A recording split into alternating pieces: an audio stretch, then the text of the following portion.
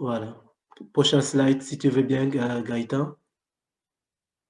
Voilà, donc on va lire le psaume 138, hein, vous allez voir, on va le lire en 3 temps pour cette présidence. Prochain clic, je lis dans la version nouvelle édition de Genève 1979, et le titre qu'il donne à ce psaume, c'est Louange pour l'accomplissement des promesses. C'est un psaume qui a été écrit par David. Oui, c'est David, et voici ce que David dit dans les 3 premiers versets.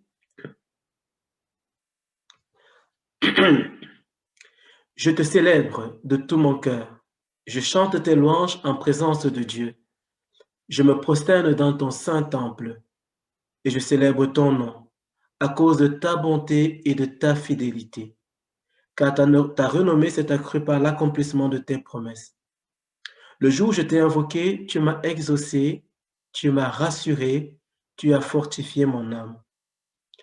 Comme on peut le voir, Gaëtan allait trop vite, mais c'est pas grave. Mais comme on peut le voir, c'est un psaume qui est résolument centré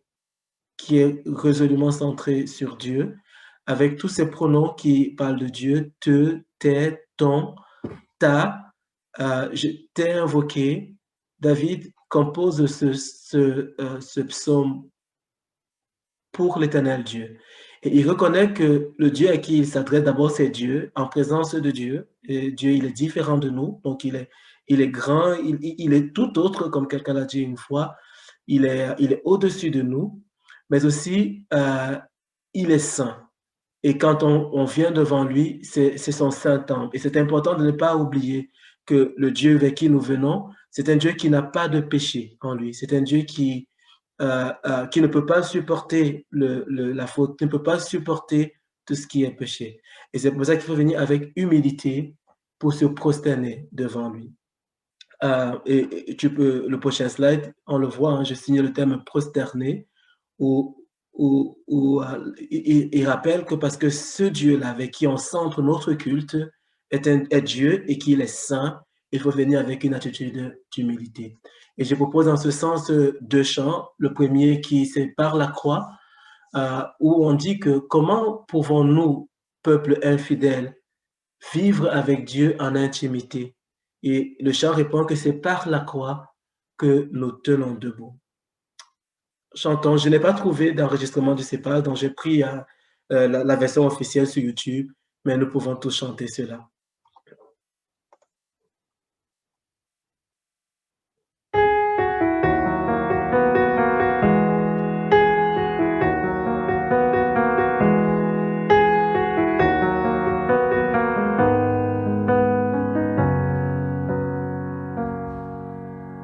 Comment osons-nous souiller impurs, nous approcher du Dieu 3 fois saint?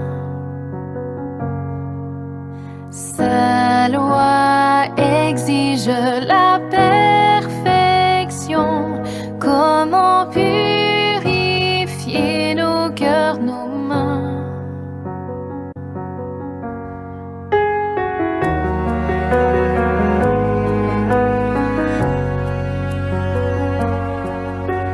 Comment pouvons-nous, peuple infidèle, vivre avec Dieu en intimité?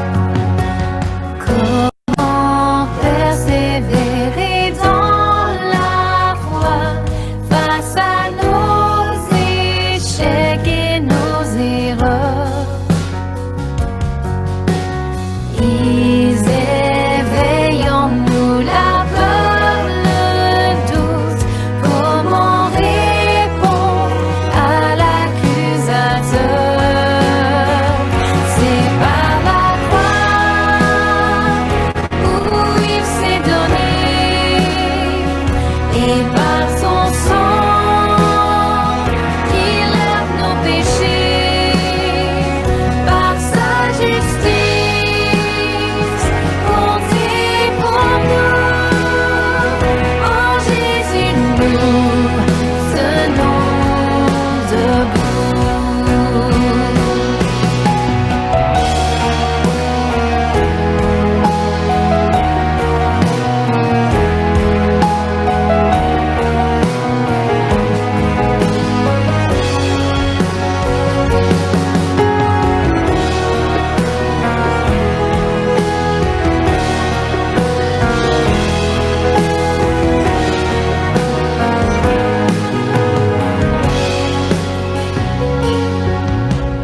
Quand viendra le jour du jugement,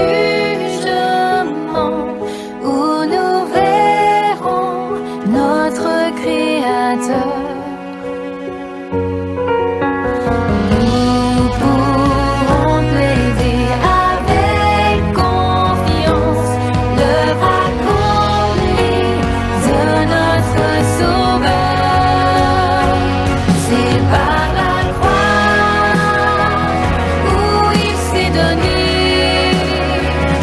et par son sang qui lave nos péchés, par sa justice comptée pour nous. En Jésus nous tenons debout. C'est par la croix où il s'est donné, et par son sang qui lave nos péchés, par sa justice comptée pour nous. En Jésus nous tenons debout, par sa justice comptée pour nous. En Jésus nous tenons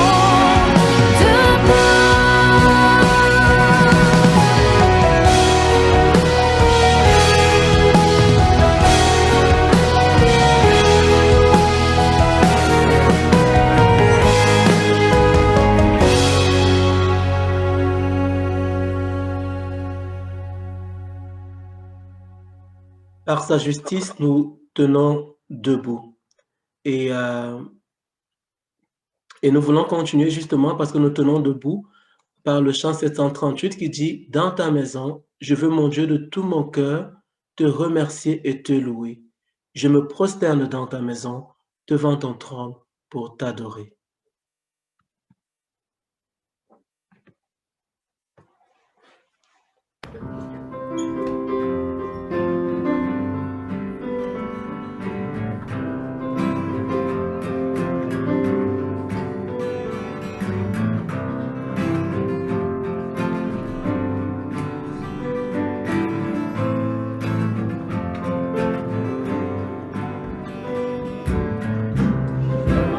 Dieu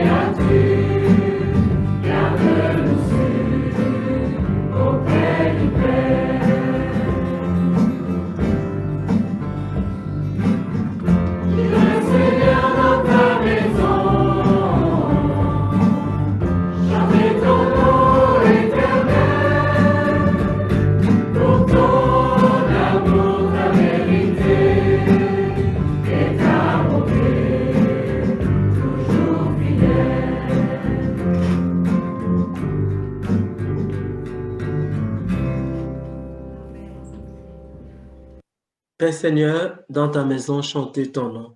Et on peut aussi continuer à regarder le prochain psaume, toujours celui de David, hein, dont il était question de louange pour l'accomplissement des promesses. Et voilà comment continue le psaume. Tous les rois de la terre te loueront, ô Éternel, en entendant les paroles de ta bouche. Ils célébreront les voies de l'Éternel, car la gloire de l'Éternel est grande. L'Éternel est élevé, il voit les humbles et il reconnaît de loin les orgueilleux. Un jour, tout le monde adorera l'Éternel, tout le monde se prosternera devant lui, tout le monde, les rois de la terre, ceux qui sont pas rois, hein, ceux qui sont ministres, les riches, les pauvres, tout le monde reconnaîtra un jour la souveraineté de l'Éternel. Avec cette constance, parce que l'Éternel, il est élevé, il est au-dessus de toute dignité. Et surtout, c'est le prochain slide, il voit les humbles et il reconnaît de loin les orgueilleux. Je propose de nouveau de continuer dans cette lancée et de faire le chant qui dit que toute cité va chanter, les aînés, les jeunes, la jeunesse, leur bannière va proclamer un jour que Jésus est roi. Pour sûr, ça va arriver.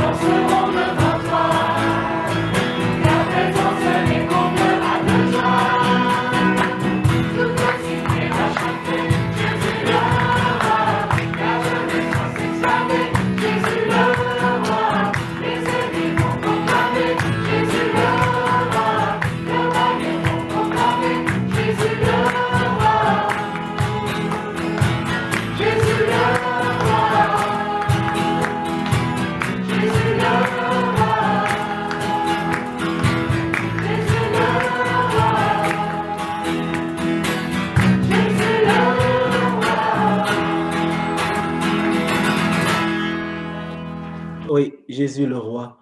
Et en attendant que toute cité reconnaisse que Jésus est le roi, nous sommes encore sur la terre et nous avons besoin de reconnaître, oui, d'être témoins de Dieu. Et c'est ça que le prochain chant dit. Seigneur, par la clarté de ton amour, chasse l'obscurité qui nous entoure. Parle, Seigneur, que la lumière soit.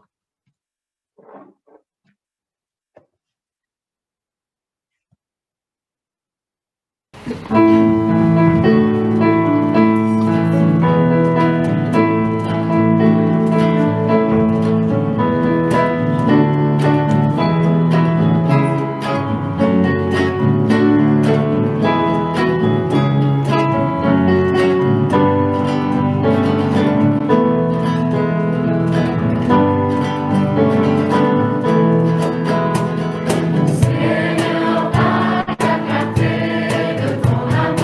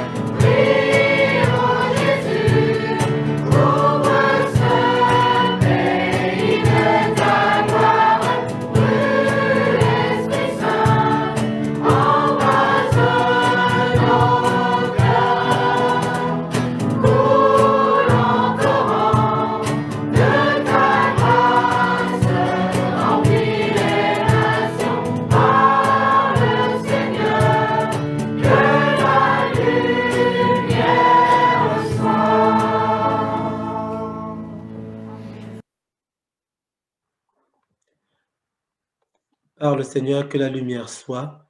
Et on arrive aux deux derniers versets du psaume 138, où David dit, quand je marche au milieu de la détresse, tu me rends la vie.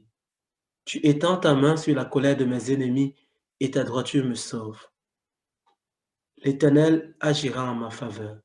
Éternel, ta bonté dure toujours. N'abandonne pas les œuvres de tes mains. Et c'est cette assurance de David que l'Éternel est en sa faveur, que l'Éternel, enfin, qu'il est entre les mains de l'Éternel, que tout ce qui se passe, l'Éternel est en sa faveur. Et quelle assurance, n'est-ce pas? Et il est sûr aussi que la bonté de l'Éternel durera toujours en demandant au Seigneur de ne pas abandonner les œuvres de sa main. Et nous pouvons continuer à chanter dans ce même ordre d'idées. D'abord pour dire que mon ancre est ma voile. Dieu, tu es ma force, tu es ma consolation. Ta voix a triomphé de l'ouragan. Ta voix a remporté le combat. Et ensuite, on chantera un autre chant qui dit que de mon Seigneur, par la clarté de son amour, pas besoin de bouger tout ça, Gaëtan. Remonte au premier, s'il te plaît, c'est pas grave. Tu peux même rester au précédent. Oui, voilà, merci. Après ça, il y aura le prochain chant, ce serait de mon Seigneur, par la clarté de ton amour. Et il dit dans ce chant-là, j'aurai la grâce de chercher encore ces vastes desseins. De mon Jésus, j'aurai l'amour, la nuit, le jour, jusqu'au bout du matin. Chantons ces deux chants, mon ancre et ma voile, et de mon Seigneur.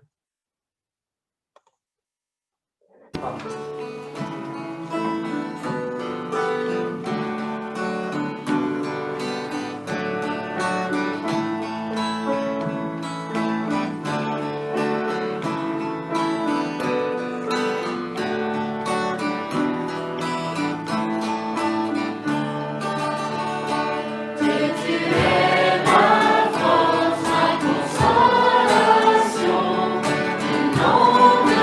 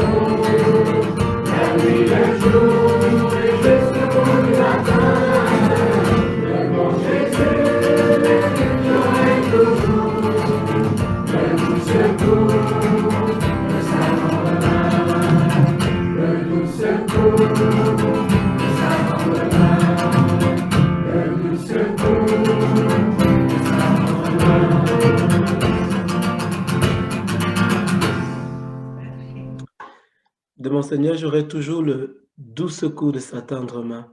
Ça nous invite maintenant à ce moment de prière, mais aussi, le prochain slide, s'il te plaît, Gaëtan. Merci. Donc, ce sera un moment de prière communautaire. Comme on le dit souvent, ce ne sera pas enregistré, donc sentez-vous libre.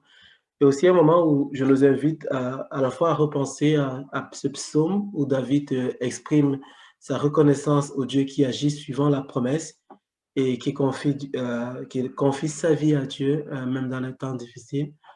Mais aussi de penser aussi au prix de cette confiance-là, à Jésus qui a payé. Nous avons chanté la croix, c'est par la croix que nous tenons debout.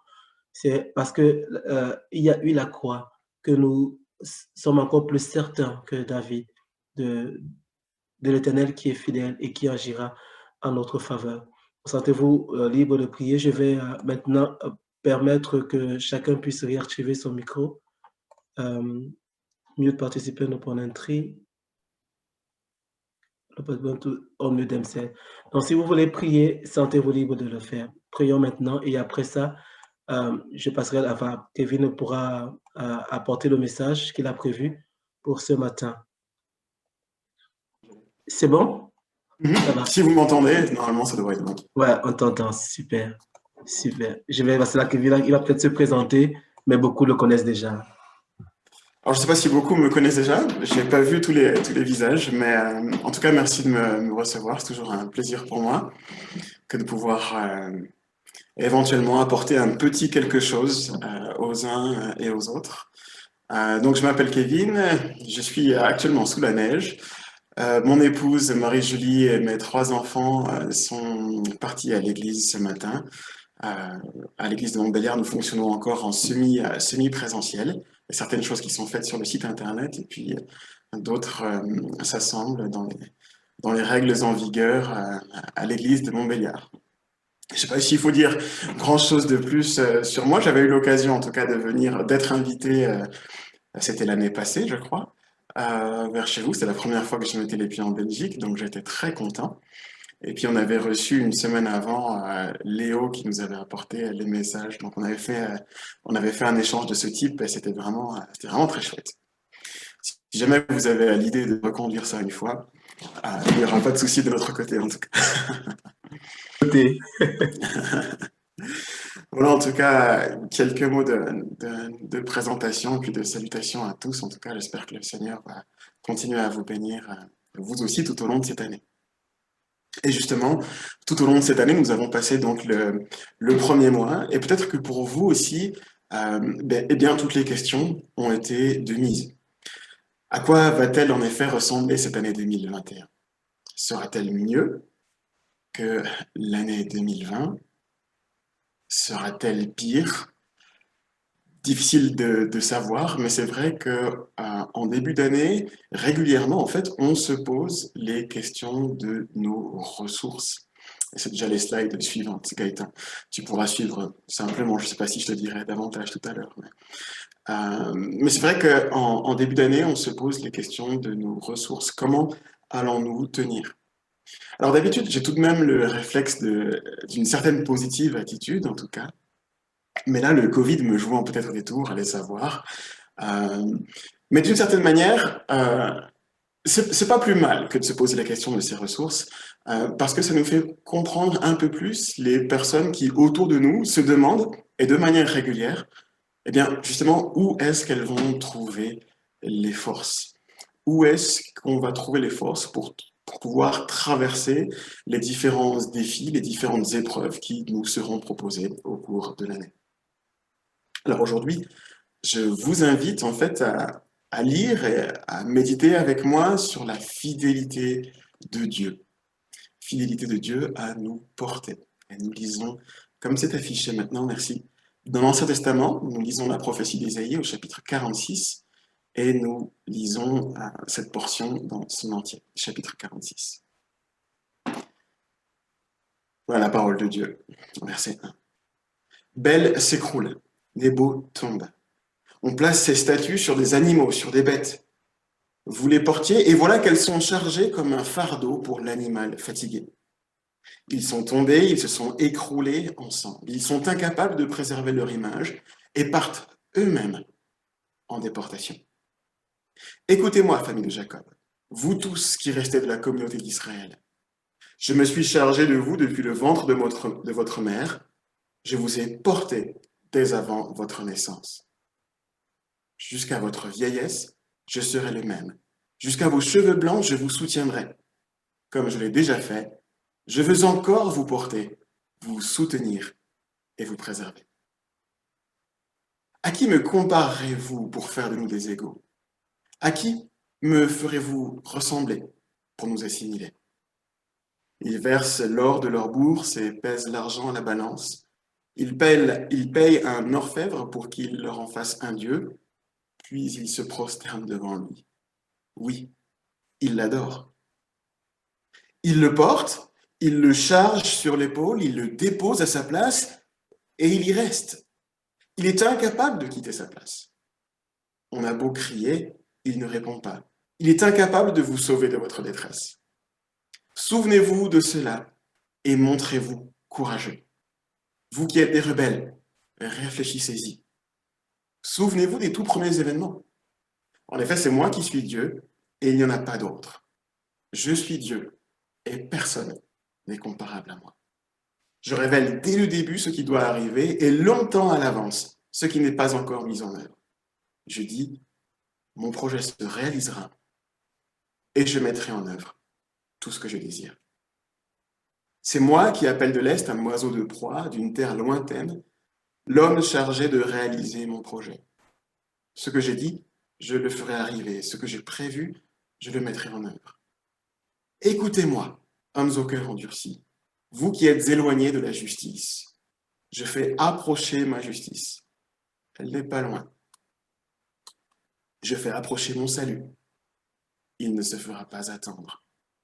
Je mettrai le salut dans Sion. Je mettrai toute ma splendeur. Je montrerai, toute ma splendeur à Israël. Voilà pour le texte biblique. Après avoir répété tant et tant de fois que le malheur était à la porte des Israélites si ces derniers ne changeaient pas de comportement, après avoir annoncé la destruction et l'exil, Ésaïe prend maintenant le temps de mentionner l'œuvre de salut incroyable que le Seigneur veut réaliser en faveur de son peuple. Et oui, pour la petite parenthèse, je dis incroyable ici au sens premier du terme. Car même les œuvres de salut, même les propositions de sauvetage du Seigneur devaient être reçues par la foi. Alors c'est quelque chose dont on ne se rend peut-être pas toujours compte, mais les prophéties de bonheur devaient être crues, devaient être reçues tout autant que celles qui annonçaient le malheur. Car parmi le peuple, et bien que ça puisse nous paraître un petit peu étrange d'une certaine manière, eh bien, parmi le peuple, il y avait bien des personnes qui ne croyaient ou ne pouvaient recevoir ni les unes ni les autres, c'est-à-dire ni les promesses de malheur, ni les promesses de bonheur. Parce que tellement, dans les deux sens, ça pouvait leur paraître quelque chose de complètement fou. Autant le jugement que le salut, on pouvait dire, non, le jugement du Seigneur, il est vraiment trop important. C'est vraiment trop sévère, c'est quelque chose que nous ne verrons pas de nos yeux, on peut être tranquille, pas besoin de croire cela. Mais aussi, cela valait pour les promesses de bonheur également. Non, l'œuvre du Seigneur, ce qu'il est en train de nous promettre ici est bien trop élevé, c'est bien trop grand pour que nous puissions le croire, nous ne pourrons le voir de nos yeux. Notons à ce titre que lorsqu'on cite Ésaïe 53 pour parler de l'œuvre extraordinaire que Dieu propose à son peuple, eh bien on oublie souvent que le premier verset de ce texte si cher à nos cœurs, ce premier verset, il est sous forme d'interpellation. Ce premier verset, il est sous forme de question. Je cite, « Qui a cru à notre message? Qui a cru à notre prédication? À qui le bras de l'Éternel a-t-il été révélé ?» En gros, quand le Seigneur annonce une œuvre de salut exceptionnelle, même le peuple, qui en a pourtant besoin, a du mal à se l'approprier, a du mal à s'y accrocher par la foi. Alors, à l'heure des charges, en Ésaïe 53, c'est tout de même des informations renversantes en fait pour l'époque, car excusez du peu, mais le texte proclame ici que c'est de la mort et la résurrection du Messie en lieu et place de la condamnation d'hommes pécheurs. C'est de cela dont il est question dans ce texte. Il s'agit de l'annonce de la venue de l'agneau qui ôte le péché du monde. Rien que ça. Il y avait donc de quoi s'émerveiller, et nous le faisons très facilement parce que nous comprenons l'ensemble de la révélation biblique. Il y a de quoi donc s'émerveiller, mais il y avait aussi de quoi à l'époque saisir, et toujours aujourd'hui d'ailleurs, saisir ne serait-ce que la difficulté de l'ensemble. En revenant à notre chapitre 46, on est un peu ici dans le même état d'esprit. Car le Seigneur annonce une véritable bénédiction pour son peuple. Ce n'est pas vraiment Jésus qui est annoncé ici, mais une délivrance elle-même à peine croyable. Il s'agit de l'annonce de la délivrance de l'oppression babylonienne, la délivrance des envahisseurs et des persécuteurs du peuple de Dieu. Ceux-là même qui avaient bafoué et saccagé le temple de Dieu avec dédain, avec arrogance, et déporté une bonne partie du peuple de Dieu. Alors, ce qui n'est pas évident ici, et j'en conviens, c'est que dans mon texte, je parle au passé, alors que pour ceux à qui Ésaïe s'adresse, ce n'est pas encore arrivé, ils ne sont pas encore partis en déportation, mais ça fait aussi partie des choses, des prophéties de malheur, des prophéties de jugement que le Seigneur a annoncées auparavant. Et d'ailleurs, même si on sait qu'avec le temps, certains Israélites ont fini par avoir des situations plutôt confortables, une fois là-bas, à Babylone, eh bien, il est important de constater et de redire que l'exil a d'abord été vécu comme un arrachement à la terre bénie de Dieu. Cet exil a été vécu comme un arrachement à sa présence et à ses bénédictions. Et donc, un retour à la terre promise, ce que Ésaïe annonce là, est donc forcément une bonne nouvelle, même si difficile à croire car tellement inattendu. Et la raison pour laquelle j'aime particulièrement ce texte, c'est non seulement parce que le Seigneur, il dit clairement son intention de salut, il dit clairement son intention de sauver, de délivrer, mais parce qu'en plus, il le fait avec une ironie piquante. Une ironie qui donne lieu à une vérité fondamentale qu'en ce début d'année, eh bien, nous aussi, je crois que nous avons besoin d'entendre. Je prie que cela nous fasse du bien d'entendre cette ironie là encore, et cette leçon, cette vérité fondamentale. Alors, cette ironie, quelle est-elle? Eh bien, elle se trouve à la fois dans l'utilisation des mots chargé et du mot porté. Dans l'ensemble de la prophétie d'Ésaïe, et dans quasiment toutes les prophéties d'ailleurs, on trouve un appel de Dieu à résister à un certain polythéisme, à un certain syncrétisme. Conformément à sa déclaration de foi, Israël ne devait avoir qu'un seul Dieu. On le sait, c'est un verset qu'on répète souvent aussi. Le Seigneur, ton Dieu, le Seigneur notre Dieu est un, est unique, est le Dieu unique qu'on trouvera dans certaines versions un peu plus dynamiques.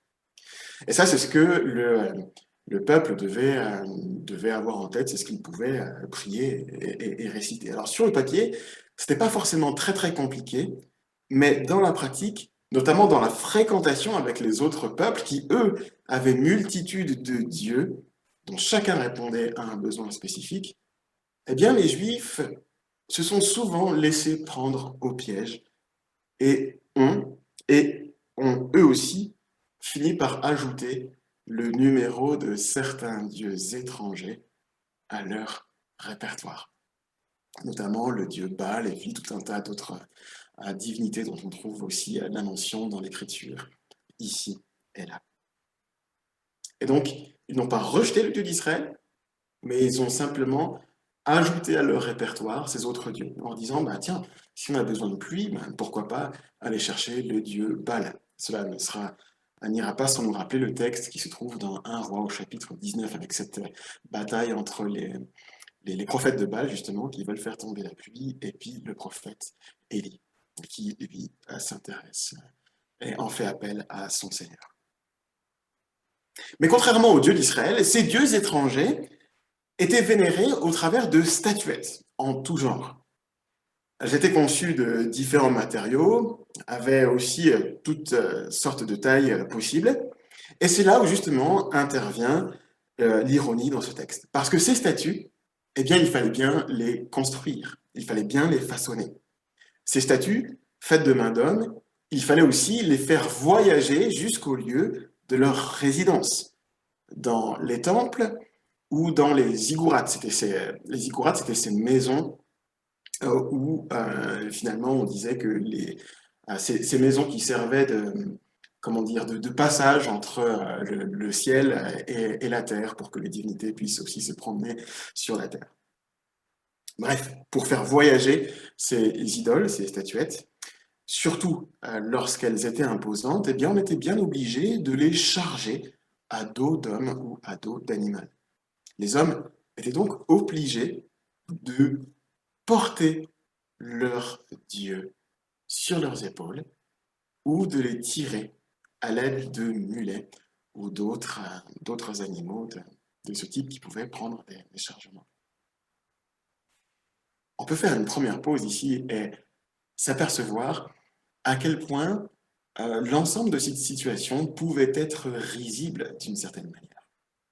On imagine aussi que les prophètes ont pu en tout cas, rire jaune, notamment à la vue de ces idoles montées, chargées sur des ânes, qui par ailleurs pouvaient dégringoler à cause de terrains instables ici et là.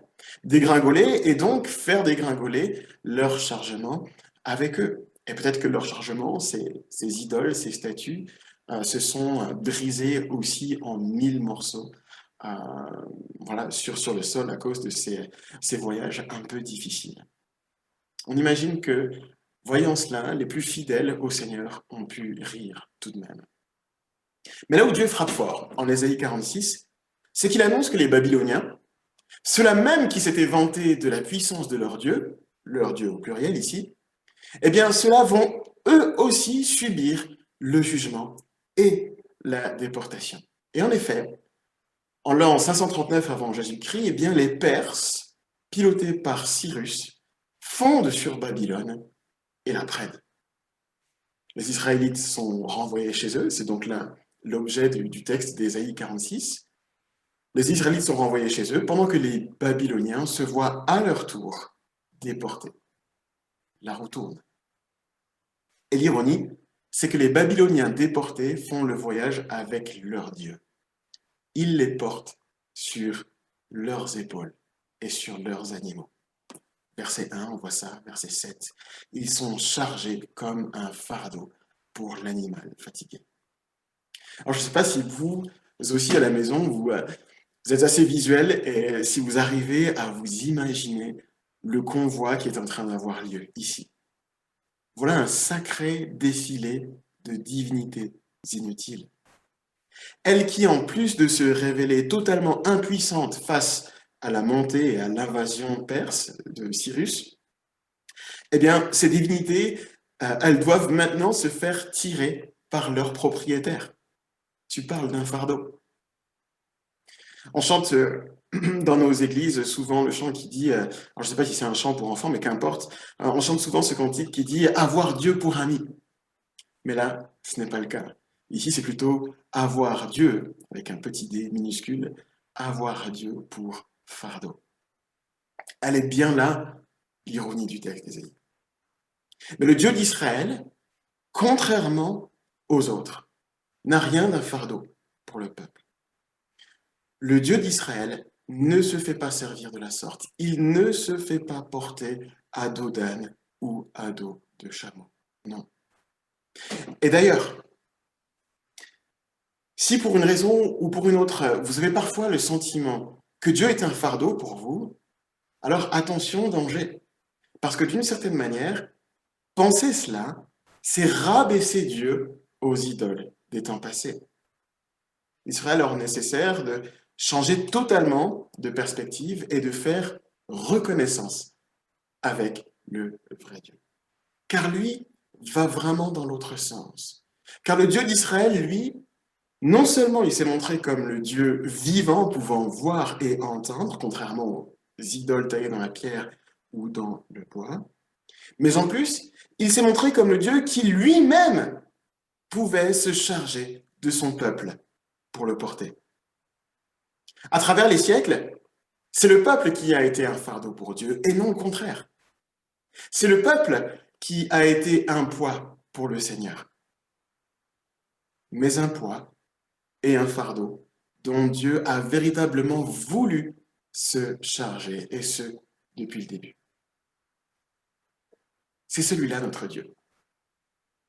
Celui qui a toujours porté son peuple sur ses propres épaules. Non seulement Dieu a enduré cela, mais le texte ici nous dit que c'est ce que Dieu a voulu.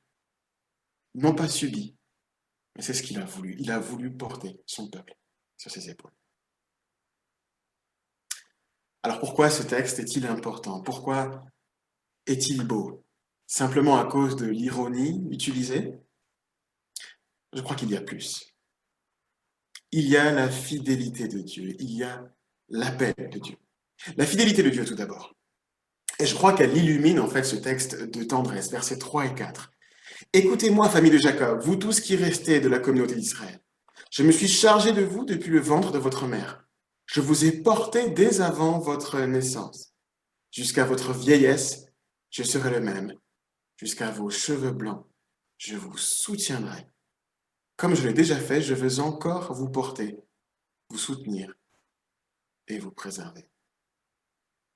Je ne sais pas si on mesure la persévérance, la fidélité bienheureuse, la fidélité qui donne tout, la fidélité maternelle, ici j'ai envie de dire, que l'on trouve dans ce texte.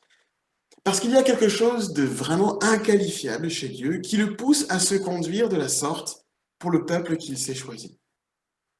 On dit souvent des gens passionnés, ah bah celui-ci, quand il a une idée en tête, c'est dur de la lui enlever, n'est-ce pas? Peut-être que vous l'avez déjà dit ou peut-être qu'on vous l'a déjà dit cette phrase. Mais que dirions-nous? Que dirions-nous de Dieu, notre Père? Et chez lui, ce n'est pas de l'entêtement, ce n'est pas du simple entêtement, non, c'est de l'amour, du pur amour. Franchement, ironie mise à part, moi je trouve ce texte très beau. Et dire que tant de personnes refusent de lire l'Ancien Testament à cause de la violence qu'il contient. Et oui, c'est vrai, de la violence, il y en a. Mais que dire de ces perles sur lesquelles on peut méditer avec reconnaissance? Dieu est le Dieu qui a porté son peuple sur ses épaules. Alors oui, dans un sens, ça paraît logique. C'est tout ce qu'on pourrait espérer de la part d'un Dieu. Mais là, c'est plus qu'une idée vague, c'est la réalité. C'est plus qu'une espèce d'espoir ou d'une projection toute humaine qu'on se ferait. Ben oui, c'est normal que Dieu nous porte. Non, ici, c'est la réalité. C'est sa réalité, et c'est donc la nôtre. Quel miracle, là encore, pour nous autres. Mais ce n'est pas tout. Car avec ce miracle de la fidélité de Dieu à vouloir nous porter, vient l'appel de Dieu. C'est un appel à la foi. Car que faire quand on arrive à Babylone et que personne ne parle notre langue? Que faire quand Dieu semble nous avoir abandonnés à notre sort? Que faire quand les circonstances le rendent, lui, si lointain? Eh bien, la réponse est toute trouvée. Alors peut-être que vous me direz ici que c'est la réponse de pasteur exalté, la réponse de quelqu'un qui est loin de la réalité, loin des difficultés que la vie peut engendrer. Mais je crois que c'est tout de même la réponse que le texte propose. Et ce qu'il propose, eh bien c'est la foi, c'est l'écoute, c'est le souvenir. Écoutez-moi, dit le Seigneur, verset 3. Souvenez-vous, dit-il encore au verset 8 et 9. Puis écoutez-moi de nouveau au verset 12. En fait, ce que j'essaye de dire ici, c'est qu'avec de tels impératifs, eh bien, le Seigneur veut faire appel à la foi de son peuple. Alors oui, quand on est dans une situation désagréable, difficile, c'est compliqué de lever la tête et d'agir par la foi. Assurément. Mais c'est quand même dans l'œil du cyclone que le Seigneur a invité son peuple à lever la tête pour considérer à nouveau quel Dieu était le sien. Et il nous invite à faire de même aujourd'hui, lorsque nous traversons des difficultés.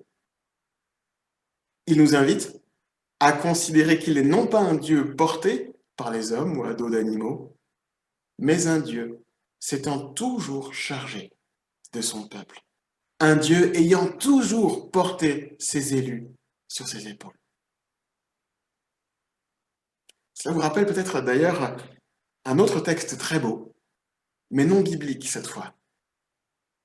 Je ne sais pas si vous voulez voir, vous imaginez celui que j'ai en tête. En fait, je pense à cet autre texte non biblique qui est très connu, qui s'appelle, je crois qu'on l'appelle comme ça, l'histoire des pas dans le sable. Et pour la petite histoire, c'est un texte, quand je me suis un petit peu renseigné là-dessus, c'est un texte pour lequel aujourd'hui, il y a encore ou en tout cas, il y a eu dans l'histoire des jugements, parce que plusieurs auteurs chrétiens ont voulu, en tout cas, réclamer la paternité de ce texte. Voilà, tellement qu'il est beau, les uns et les autres ont dit, ben voilà, c'est moi qui l'ai écrit, mais non, c'est moi, quoi qu'il en soit. On a là un texte qui nous raconte l'histoire de quelqu'un qui décède et qui rencontre finalement le Seigneur. Et le Seigneur permet à cette personne de faire une rétrospective sur sa vie. Et on les voit donc les deux en train de marcher dans le sable alors que les différentes images de la vie de la personne défilent. Et puis la personne dit, mais attends, tout d'un coup, il y a quand même un souci parce que alors que je vois les épreuves difficiles que j'ai traversées, il n'y a plus qu'une seule trace de pas dans le sable. Mais que faisais-tu, Seigneur? Est-ce que tu m'as abandonné à mon sort? Est-ce que tu m'as laissé me débrouiller? Alors que c'était les moments où j'avais le plus besoin de toi? Est-ce que tu es parti à ce moment-là? Et voici, dans le texte non biblique, mais quand même, voici ce qu'il est dit. Réponse du Seigneur, mon fils, tu m'es tellement précieux, je t'aime. Je ne t'aurais jamais abandonné, pas même une seule minute. Les jours où tu as vu qu'une seule trace de pas sur le sable, ces jours d'épreuve et de souffrance, eh bien, c'était moi qui te portais. C'était moi qui te portais, raison pour laquelle il n'y a plus qu'une trace de pas dans le sable. En 539, Dieu a montré qu'il était vivant. Il l'a montré à travers Cyrus, son serviteur. Il a montré donc, Dieu, qu'il avait bel et bien toutes les ressources pour sauver son peuple. Et il l'a fait. Plus que de le vouloir, il l'a réalisé, il l'a fait. Tout comme il l'avait promis, tout comme il l'avait annoncé. Les Israélites sont donc rentrés au pays avec les chants de louange. Mais pas de quoi être jaloux pour nous autres, en imaginant la scène. Car après la résurrection de Jésus, eh bien Dieu a suprêmement montré cela aussi. Il a montré à quel point il pouvait nous porter, nous bénir. Alors, chers amis, pourquoi devrions-nous craindre 2021? Notre Dieu est toujours le même, n'est-ce pas? Il veut et saura nous porter encore et encore. Le chemin ne sera peut-être pas tout simple, mais qu'importe. Dieu ne nous lâchera pas. Oh non, il nous portera encore et encore. Pourquoi? Eh bien, tout simplement parce que Dieu est comme ça. Dieu est comme ça. Il est fidèle pour porter le peuple qu'il s'est choisi. Ne sont-elles pas là nos ressources pour 2021? Dans la recherche et la communion au Dieu fidèle pour nous porter? À titre personnel, c'est vraiment ce que je veux croire. Et j'espère que vous saurez, dans votre communauté aussi, à Grande-Sorenne, j'espère que vous saurez aussi vous rappeler cela, les uns aux autres, durant cette année. Car oui, notre Dieu veut vraiment que nous nous encouragions les uns les autres. Il veut que nous nous confions sans cesse en lui. Car c'est dans le calme et la confiance en celui qui nous porte que sera notre force. Vous avez reconnu ici une autre parole d'Ésaïe, chapitre 30. C'est dans le calme et la confiance, et je rajoute, en celui qui nous porte, que sera notre force. Alors moi, depuis mon Montbéliard enneigé, j'aimerais vous souhaiter en tout cas une bonne suite. L'année est, le mois de janvier est déjà bien entamé, mais j'aimerais vous souhaiter en tout cas une bonne suite, une bonne année à tous, je prie que vous ayez ce cantique que nous avons chanté tout à l'heure, qui nous a été proposé. De mon secours, j'aurai toujours le secours de sa tendre main. De mon Seigneur, j'aurai toujours le secours de sa tendre main. Oui, il est ce Dieu fidèle pour nous porter. Amen. Amen. Merci beaucoup, Kevin, pour cette parole qui va juste à propos. Tu parles de calme et confiance. La devise que nous avons cette année, c'est cette parole où le Christ dit qu'il nous donne la paix, il nous laisse sa paix, que notre cœur ne se trouble pas. Et je trouve que ça va bien aussi avec ce verset. Merci beaucoup. Je vais laisser peut-être 30 secondes à chacun, peut-être de méditer par rapport à tout ce qui a été dit. Kevin va nous laisser. Nous le remercions encore et puis voilà, merci beaucoup. Et je vous laisse, voilà, méditer dans vos cœurs, réfléchir par rapport à ce qui a été dit, à ce que ça vous concerne. Et je reviendrai ensuite pour les annonces.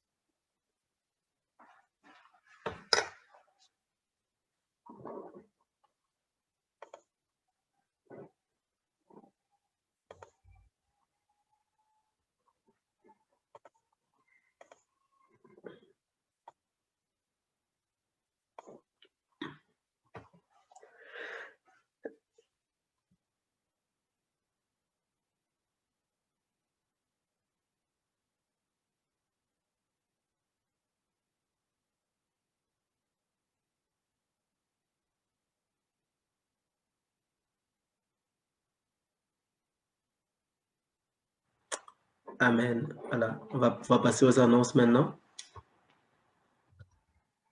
Donc, la première annonce qu'on voudrait vous faire, hein, c'est par rapport à la prochaine slide, par rapport à l'absence de nos pasteurs.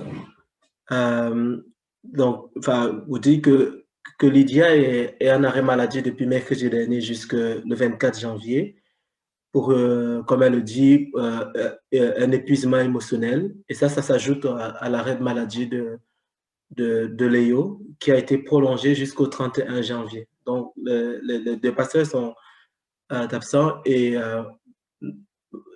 nous voulions vraiment les confier à vous dans la prière, parce que c'est vrai que en équipe pastorale, nous traitons depuis plusieurs années maintenant des sujets qui sont difficiles, qui touchent aussi à des personnes et voilà, qui conduisent à cet épuisement émotionnel. Nous avons besoin que le Seigneur nous oriente. Nous pensons que nous sommes sur la bonne piste, mais nous avons besoin que le Seigneur nous oriente et nous conduise. Et nous avons tout spécialement besoin, vraiment, des prières des uns et des autres. Parce que c'est quelque chose qui épuise les pasteurs jusqu'à ce qu'ils arrivent en arrêt maladie. mais qui épuise aussi le reste de l'équipe pastorale. Donc, nous sommes maintenant 3 sur 5 à gérer le quotidien de la communauté. En plus de nos autres engagements, nous sommes fortement déforcés et nous avons fortement besoin vraiment de prières et d'encouragement. Prochain slide. Donc, pour cette semaine, cet après-midi à 14h, prochain clic, il y a une rencontre de prière annuelle. Prochain clic, Gaëtan. La rencontre de prière annuelle des anciens et des diacres. Et vendredi, prochain clic, il y aura l'équipe pastorale, donc Muriel, Daniel et moi, qui allons nous rencontrer. Nous sommes toujours disponibles si vous avez des questions, si vous avez des sujets. C'est vrai qu'il y a nous sommes déforcés et qu'il y a plusieurs sujets sur la table. Mais voilà, nous travaillons d'abord pour vous et nous sommes toujours disponibles. Si vous voulez, vous pouvez contacter l'une ou l'autre personne parmi nous. Prochain slide, c'est les rencontres de maison. Donc, mardi, il y a une rencontre de maison, vous pouvez contacter Daniel ou Sylvie. Jeudi, vous pouvez contacter Catherine ou Roland.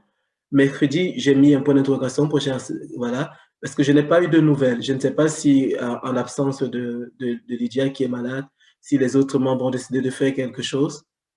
Je n'ai pas eu de nouvelles, je n'ai pas pris le temps de regarder. Je ne sais pas si l'un de vous qui est là veut dire quelque chose. Est-ce qu'il y aura, vous avez voulu vous rencontrer quand même? Non, pas de nouvelles, voilà, pas de souci. Mais voilà, si les gens du mercredi, vous pouvez retrouver alors le mardi ou le jeudi, si jamais vous êtes disponible à ce moment-là. Prochain slide encore. Ça concerne les offrandes. Et j'ai pensé à ce verset qui dit que dans 2 Corinthiens 9, 6, Paul écrit et dit, sachez-le, celui qui sème peu moissonnera peu, et celui qui sème abondamment moissonnera abondamment. Que chacun donne comme il a résolu en son cœur, sans tristesse ni contrainte, car Dieu aime celui qui donne avec joie, et Dieu peut vous combler de toutes ses grâces, afin que, possédant toujours en toutes choses de quoi satisfaire tous vos besoins, vous ayez encore en abondance pour toute bonne œuvre.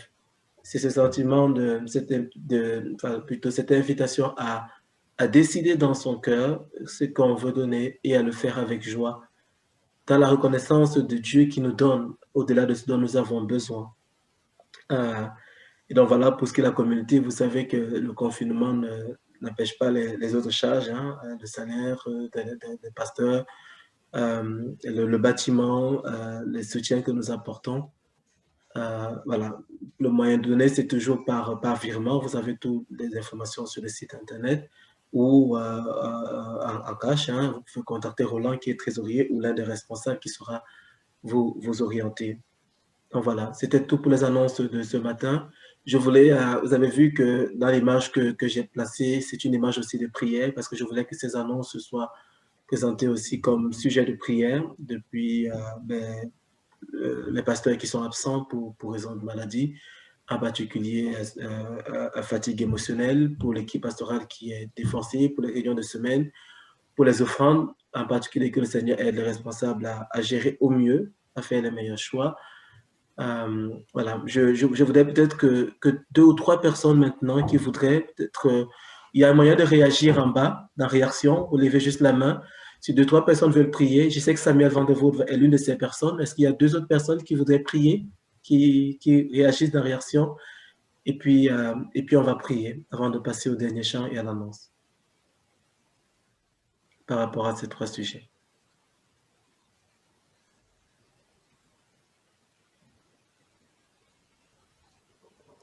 Je ne sais pas si je vois tout le monde, mais je ne vois pas encore de réaction.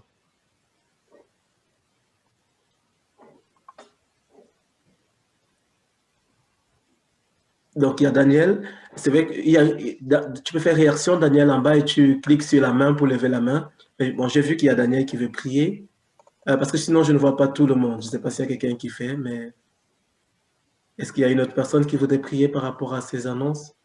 Daniel, c'est tout. Je ne vois pas tout le monde, d'accord, ok. Et on va demander alors à Samuel et à Daniel de prier par rapport à tous ces sujets. N'oubliez pas de me dire. Ils ne peuvent pas ouvrir le micro, il faut le... Ah, vous ne savez pas ouvrir le micro. D'accord. Je vais... Là, j'ai demandé. Allez-y, vous pouvez réactiver votre micro. Seigneur, je veux te prier pour tous ces sujets qui ont été évoqués, Seigneur. Je te demande d'abord d'être avec nos pasteurs, Léo et Lydia, Seigneur. Je te demande de ranimer leur énergie, Seigneur, et leurs émotions, Seigneur, que tu puisses les aider à passer cette étape qui n'est pas facile, Seigneur. Je te demande de permettre de débloquer ce qui est bloqué et de pouvoir apaiser ce qui est vraiment difficile pour eux, Seigneur. Je te demande d'agir aussi avec l'équipe pastorale, Seigneur, de renouveler aussi leur force, Seigneur, et leur donner la possibilité de faire le travail qu'il y a à faire de manière simple et qui est peu énergivore avec ta sagesse, Seigneur. Je te demande de les diriger et les guider, Seigneur, pour que ton Église, l'Église du cépage ici, puisse être toujours plus pour ta gloire, Seigneur. Et je te demande de veiller aussi sur tous les groupes, les PEP. Et Seigneur, je te demande de permettre aussi que via ces PEP-là, on puisse aussi se rapprocher de toi. Je te demande encore de les toucher par ta main, Seigneur. Amen. Amen. Oui, Seigneur, je souhaite reprendre cette phrase que a partagée Kevin ce matin, quand il nous dit que c'est dans l'œil du cyclone que le peuple est invité à lever la tête et considérer quel Dieu est le sien. Seigneur, oui, tu nous as rappelé ce matin, Seigneur, par ta parole, que tu n'es pas un Dieu qui est un fardeau lourd à porter, mais que c'est toi-même qui nous portes, Seigneur. C'est toi-même qui veux nous délivrer, Seigneur, comme tu as conduit le peuple d'Israël. Et tu nous as rappelé aussi que c'était dans le calme et la confiance en celui qui nous porte que que sera notre force. Et Seigneur mon Dieu, ce matin, je te prie cela pour notre communauté, pour les pasteurs, pour toutes les personnes responsables de différents ministères, pour chacun des membres. Seigneur, s'il te plaît, que nous nous laissions porter par toi, dirigés par toi, renouvelés, et que nous nous rappelions, Seigneur, comment grande est ta fidélité à notre égard. Nous voulons te remettre tout cela, Seigneur, dans le nom de Jésus. Amen. Amen. Amen. Merci beaucoup, Samuel et Daniel. Je viens juste de recevoir un message de Chantal qui dit que le PEP du mercredi va continuer. Chantal, tu veux dire quelque chose? C'est toi qu'il faut contacter? Vous êtes mis d'accord? C'est ça? C'est ça, Chantal? Tu peux parler, hein? Attends, je t'ai activé le micro. Vas-y, active le micro et tu peux parler. Voilà, ok. C'est un petit peu compliqué. Oui, je voulais réagir déjà, et Deneb aussi, je pense, on voulait réagir déjà tout à l'heure, mais le micro a été coupé. Donc oui, je pense qu'on va continuer. Deneb est d'accord avec moi, donc on va continuer avec Daniela et Dorothée, si tu veux nous rejoindre, bien entendu, tu es toujours la bienvenue. Donc les personnes qui sont normalement du groupe, on va continuer. D'accord. Donc, et si quelqu'un est disponible... Merci à vous deux, en tout cas. Si quelqu'un est disponible ce mercredi, n'hésitez pas à contacter alors Chantal et ou Deneb pour cela. Merci. J'ai pas pu prendre la nouvelle avant. Donc, je propose de faire un dernier chant dans les jours qui viennent et quoi qu'il advienne, Dieu nous maintienne à jamais à lui. Oui.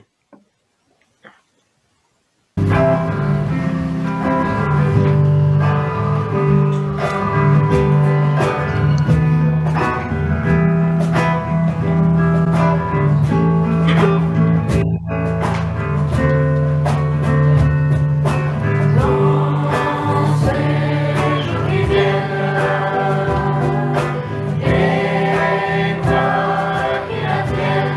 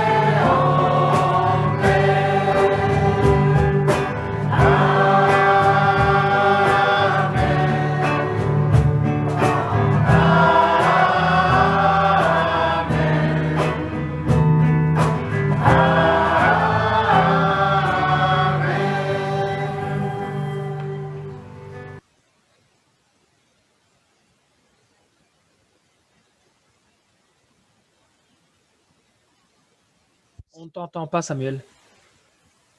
Parole d'envoi tirée de Ésaïe 30, 15, suivant la prédication de Kevin. Tu peux l'appliquer et ça, c'est sa version. Prochain slide. Il n'y en a pas. Ah Si, si, il y en a. ok, Non, oui, c'est un clic. Clic magique. D'accord. Donc, prochain slide, c'est ça, avec sa version. C'est dans le calme et la confiance, et il a rajouté en celui qui nous porte, que sera notre force. Que cela nous accompagne vraiment dans cette semaine, dans tout ce que nous faisons, au travail, à la maison, pendant que nous faisons nos courses, pendant que nous prions pour la communauté, dans nos rencontres de maison. Que c'est vraiment